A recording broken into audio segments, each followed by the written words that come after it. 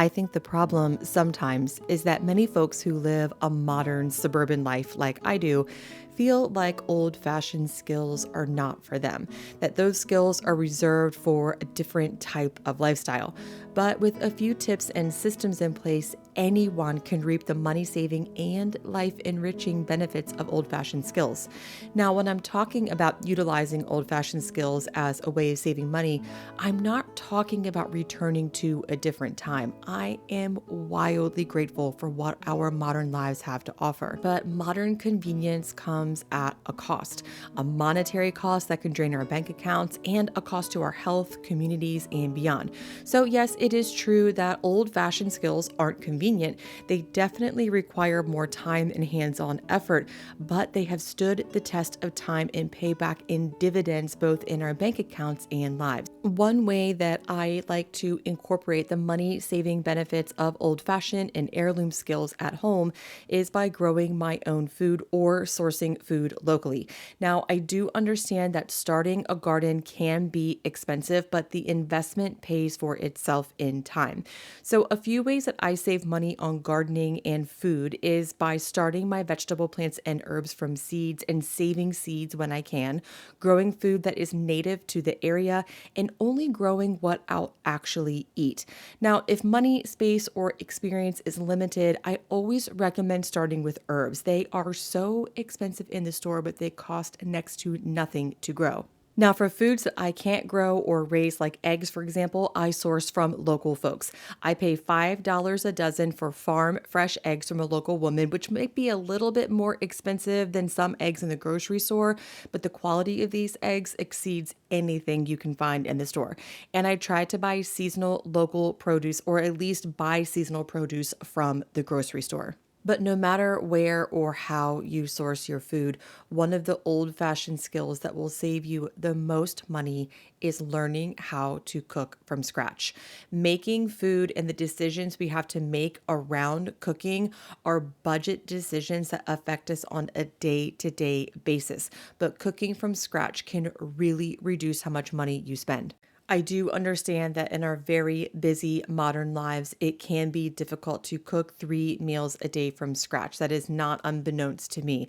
But there are a few ways that you can incorporate more scratch cooking into your life. Simplicity is key when it comes to scratch cooking. Stick with simple foods, grains, proteins, fruits, and vegetables. Don't get too wrapped up in seasoning. Remember, just about everything tastes delicious with a little butter or a lot of butter if you live in the South like I do, salt, and pepper. To keep daily scratch made meals realistic at home, I rely heavily on one pot meals, skillet meals, and sheet pan dinners. I have a few videos with really simple one pot meals and skillet meals that I will share in the description box below. And I often try to make all parts of a meal in one well seasoned cast iron skillet when possible. It doesn't need to be cleaned in between, and when all is said and done at the end of the day, I only have one skillet to wipe out. Also, for daily scratch cooking, I try not to do it every day. I lean on a lot of leftovers. I freeze a lot of things so that way I don't have to cook dinner every single night. Keep your favorite ingredients on hand so you don't have to think much about what to make. My go-tos are usually a whole chicken, eggs, sourdough, rice, heavy cream, pasta, chicken broth, and basic veggies like onions, carrots, celery, and broccoli. If I have those ingredients on hand, I can quickly whip something up from scratch without thinking about it. I plan on putting out a video relatively soon about homemade pantry items that ties in really nicely with these money saving benefits of old fashioned skills. So make sure you hit that subscribe button so you know when that comes out. Modern culture has really groomed us to think of things that we have as disposable, that we use it once and we throw it away. And old fashioned skills really do teach us that we can use what we have over and over and over again. And I think a good, tangible, and relatable example of this is our modern paper towel consumption. I have been very guilty in the past of using a ton of paper towels. I used to buy those big Costco size packs of paper towels about once a month. Now we get maybe one or two a year because I have switched to using regular towels. But the trick with using regular towels is you have to have a system in place. So I have a ton of towels. And so I keep a number of towels in the kitchen drawer right next to my stove for easy access throughout the day. And I fill that up all the way. As you can see, it's even kind of hard to close. But then I also have a reserve drawer over in the dining room. So as I run out of towels in that drawer, I pull from this drawer too. Because if you don't have a lot of towels, it starts to get a little cumbersome. Now, for cleaning, I bought a 50 pack of microfiber towels that I use and wash and reuse all the time. I've had these towels maybe for over a year now, and they've held up great. And I keep these in this little cabinet underneath of my sink and use them as I need them. But for this to be sustainable, a laundry system is necessary. So our laundry is on the second floor. So I keep this basket by the stairs, fill it up, and when it is full, take it upstairs, wash it and dry it, and then bring it back down. Another heirloom skill that I like to incorporate to save money is making my own household cleaner. So for a long time, I have been cleaning with just vinegar and water, but I have been looking for something that smells a little better. So I actually just got some Dr. Bronner's soap. And that small bottle of Dr. Bronner's was $10, but I'm only using 2 tablespoons per spray bottle. So really that is a cheap way to create your own cleaners, and it is a healthier way to clean your home. I've been talking about this a lot on YouTube lately, that we are being groomed as a society to believe that we have to have a full arsenal of cleaners, that we have to spend a ton of money to have a clean home. But old-fashioned skills teach us that we can have just a few products that can keep our lives tidy and clean. Now, for this, I actually made 2 different cleaners because I don't like when my bathroom cleaner smells the same as my kitchen cleaner. It just kind of freaks me out. So I made 2 different cleaners, and then I put a label on each one so I can keep them straight. Really, the things that we buy in stores just cost a lot of money, but they don't do much more for us. So anytime we can replace a store-bought item with something we can make ourselves, we are incorporating those old-fashioned skills and most likely saving a lot of money. And another good example of this is making coffee at home. And this kind of ties in with scratch cooking a little bit too.